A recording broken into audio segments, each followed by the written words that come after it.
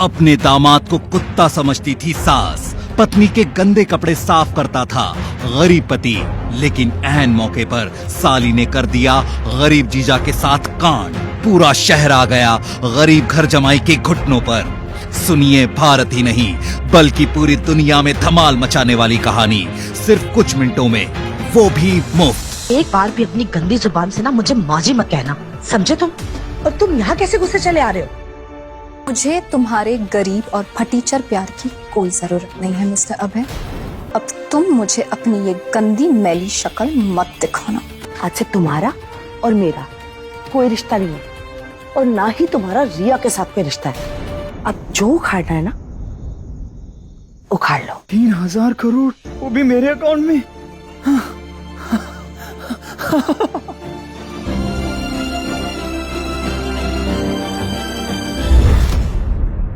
Oh my God! अभी ये जो पॉट तुमने तोड़ा है ना, इसकी कीमत तुम्हारी कई महीने की सैलरी से भी ज्यादा है। ओ मॉम, जीजू अपनी एक किडनी भी बेच देना तो भी इसकी भरपाई नहीं कर सकते। अपनी सास और साली के मुंह से रोज रोज जली कटी बातें सुन सुन के अभय बहुत दुखी होता, पर अभय अपनी बेइज्जती चुपचाप सहन कर लेता। पर क्यों? इसके पीछे की वजह सिर्फ अभय ही जानता था। माफ कीजिएगा सासू माँ, आप इस फ्लावर पॉट की भरपाई हमारी इस महीने की सैलरी से कर लीजिएगा। सो फनी जीजू, 8,000 की कमाई करने वाला इंसान इतने महंगे पॉट की भरपाई कैसे करेगा? अभय एक अनाथ लड़का था। उसने अपने एक राज को छुपाने के लिए रिया से शादी की थी और उसके घर में घर जमाई बनकर रहता था। यहाँ अभय की औकात एक कुत्ते से भी बदतर थी। इतना सब सुनने के बाद अभय खामोश कहीं अपने ख्यालों में गुम सा था कि अचानक रिया का कॉल आता है। हेलो अभय, तुम कहाँ पर हो? शादी के बाद ये पहली बार था जब रिया ने अभय से इतने प्यार से बात की थी। अभय बड़े सुकून से बोला, अब घर से बस काम पर ही जा रहा था। ओके, आज शाम को मैं तुम्हारा इंतजार करूंगी। भूलना मत, तुम्हारे लिए एक सरप्राइज है। आज रिया की बातें अभय के कानों में मिश्री की तरह घुल रही थी और उसका दिल अपनी स्पीड से ज्यादा धक धक कर रहा था। अभय एक छोटी सी कंपनी में सुपरवाइजर था, जहां उसकी सैलरी भी बस नाम मात्र ही थी। उसने पाई पाई जोड़कर रिया के लिए घर लिया था।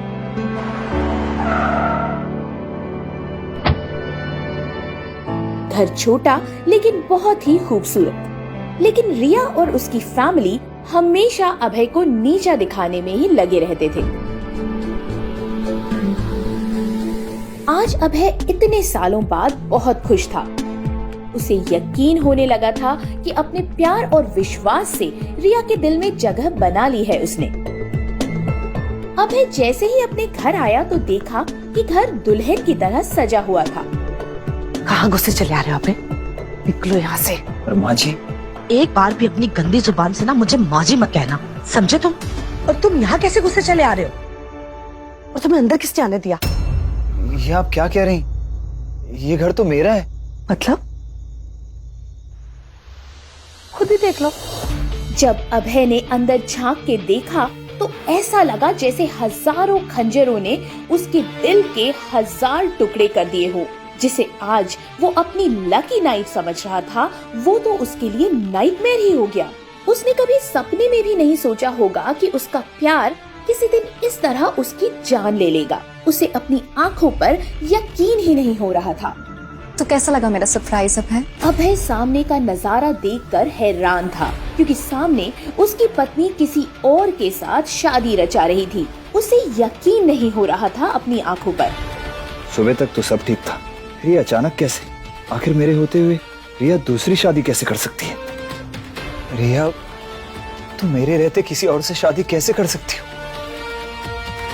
जबकि हमारा तलाक भी नहीं हुआ है?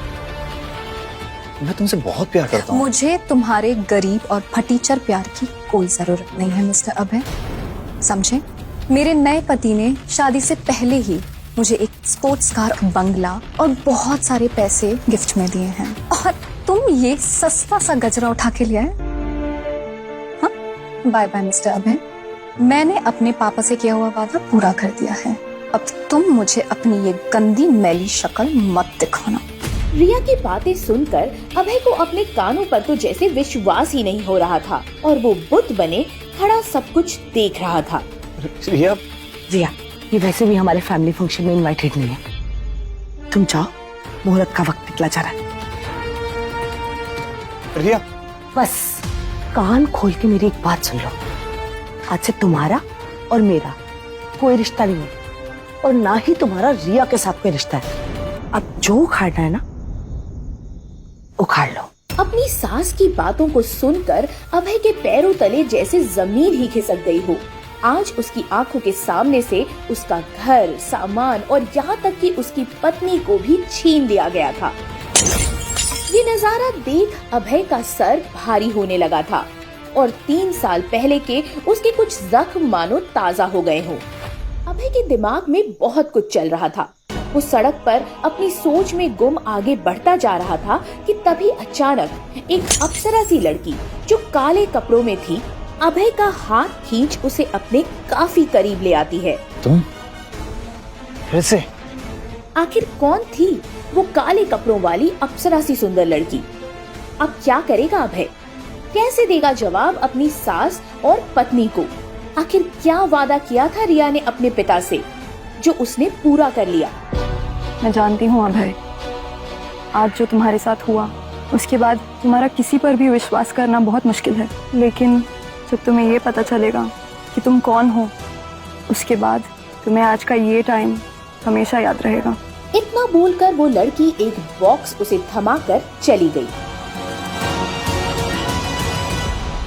उस बॉक्स में एक बैंक कार्ड भी था जिसका पासवर्ड भी उसी बॉक्स में लिखा था जो कि अभय की डेट ऑफ बर्थ थी। अभय उस काले बॉक्स को पकड़कर बस यही सोच रहा था कि इस लड़की ने वो बॉक्स उसे ही क्यों दिया। उस कार्ड को लेकर अभय एक बैंक एटीएम की तरफ बढ़ा और जब उसने उसमें बैलेंस चेक किया तो कई हजार करोड़ था। ये देख अभय को अपनी आंखों और किस्मत पर भरोसा ही नहीं हो रहा था। 3000 करोड़, वो भी मेरे अकाउंट में।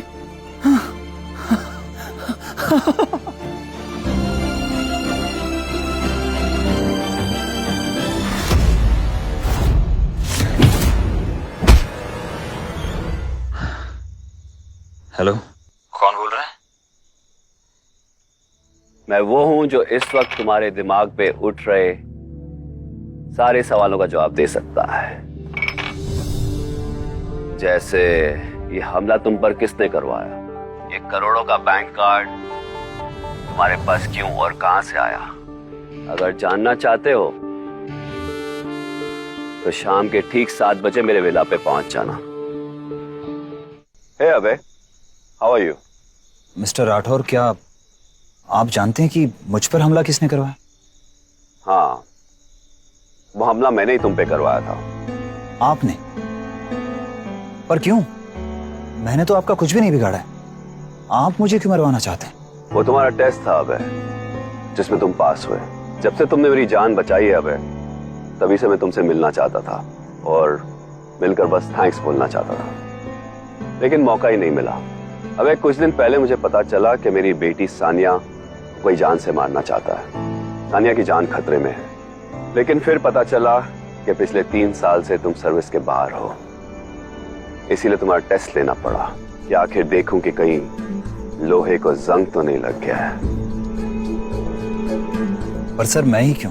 क्योंकि मैं चाहता हूं कि तुम मेरी बेटी का साया बन के 24 घंटे उसके साथ रहो। मुझे झुकाने के लिए मेरे दुश्मन मेरी बेटी को जरिया बना रहे हैं और मैं नहीं चाहता कि मेरी बेटी होने की सजा सानिया भुगते है। विशाल राठौर ने अपनी बेटी को संभालने की जिम्मेदारी अभय को दी और अभय से हाथ मिलाकर निकल गया। सानिया राठौर विशाल राठौर की एक लौती लड़की थी। देखा मिस्टर अभय, सानिया राठौर जो कहती है उसे पा भी लेती है। अब चलो, तुम्हें पाने की खुशी में हम क्लब चलते हैं। यस। इस फटीचर की इतनी औकात कि ये यहाँ इस क्लब में, वो भी सानिया राठौर के साथ।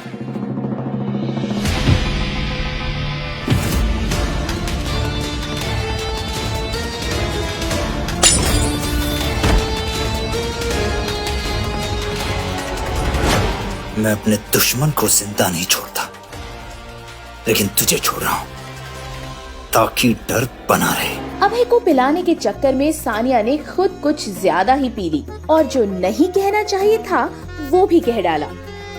जल्दी जल्दी पियो यार। सानिया की बातें सुन अभय चौंक गया, क्योंकि नशे में सानिया ने कुछ ऐसा कह दिया था जो उसे नहीं कहना चाहिए था। सानिया, ये क्या कह रही हो तुम? मुझसे इतना बड़ा झूठ बोला क्या? ऐसा क्या सच बताया सानिया ने नशे की हालत में अभय को कि उसके होश उड़ गए? जानने हैं इन सभी सवालों का जवाब? तो एक बार जरूर सुनिए पॉकेट FM पर सबसे चर्चित शो बंदा ये बैडएस है।